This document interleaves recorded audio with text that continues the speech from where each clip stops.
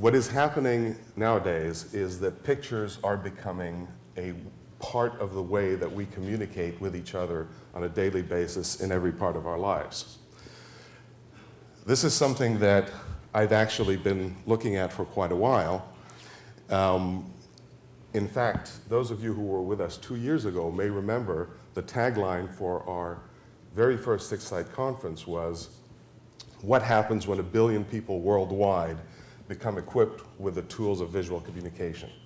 Well, what actually happens is that we go from this having to describe the things that we are observing through language, whether it's spoken or written, to being able to communicate them visually. It's something that we call a transition from describe to display. A couple of years ago, Bob Goldstein, who's here with us today as the CEO of Appear, and I wrote a book about this stuff called Going Visual, which specifically focused on this use of pictures as communication, pictures as conversation in the business environment.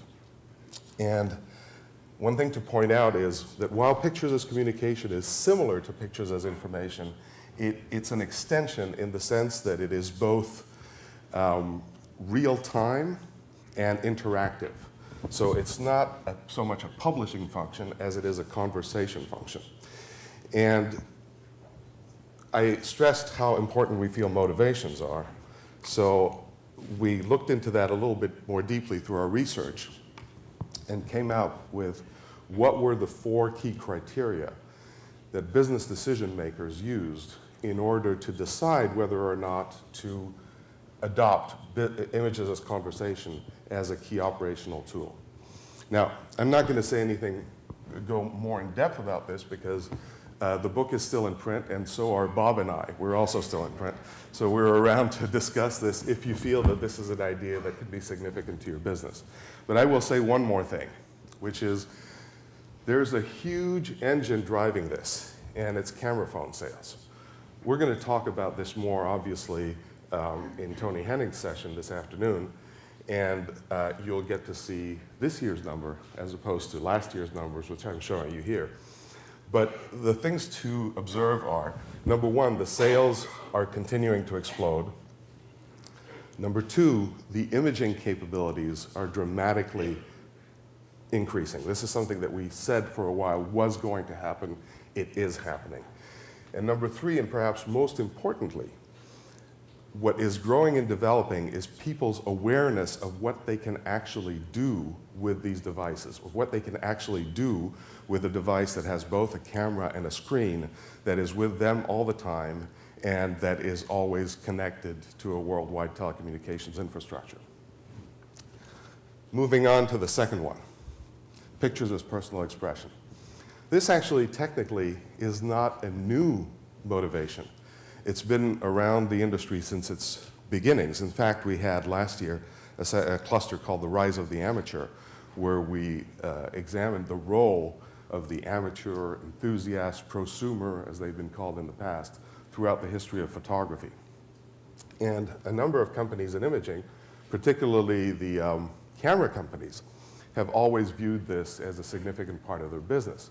But in the overall scope of the imaging industry, it has been viewed as and has been a niche. And that is changing very significantly.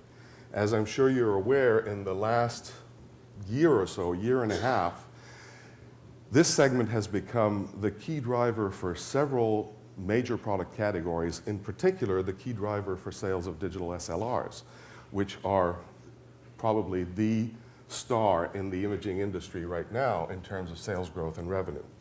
So this has become a major growth engine for the imaging industry. Why? What's changed? Well, 2 things, digital cameras and the internet. What specifically about that? I actually took this sentence right off of one of the enthusiast sites. And I think it speaks very clearly to what digital cameras, particularly the current generation, have done that is different than anything that existed before, which is they have now succeeded in largely, very largely, building into the camera the craft, the technical skill that people used to have to learn. So they've dramatically shortened the learning curve, the pain curve, if you will, to reaching the point of satisfaction, which is the point where you can express yourself creatively with the tool. Now, once you get to that point and you're actually creating, what is it that you want in order to complete your user experience? Well, you want an audience. You want people that you can show your images to and that you can interact with. And that's where the internet comes in, where through sites like Flickr, SmugMug, JPEG, and many, many others, these are just some of the big names, you can reach an audience of thousands of people worldwide and have contact with them about your images and your creative process. And in fact, the growth of all these sites and their success has been fueled by that demand. So think about it. What you have out there is a very significant desire for people to have a way of self-expression.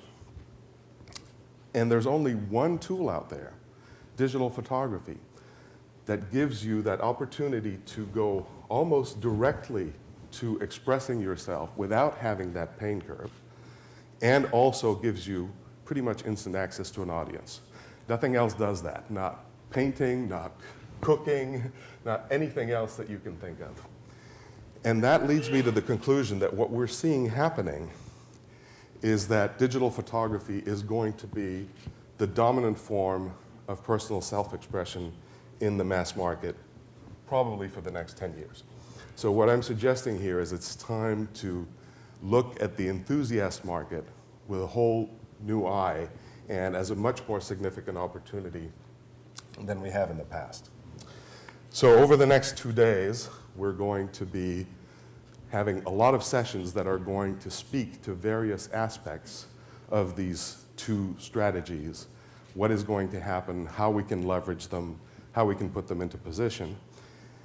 And also, as I'm sure you guessed, I have a lot more to say about this than I can in the time that's allocated here, so feel free to corner me. And with that, I'd like to thank you for your time and wish you 2 excellent days at 6Sight.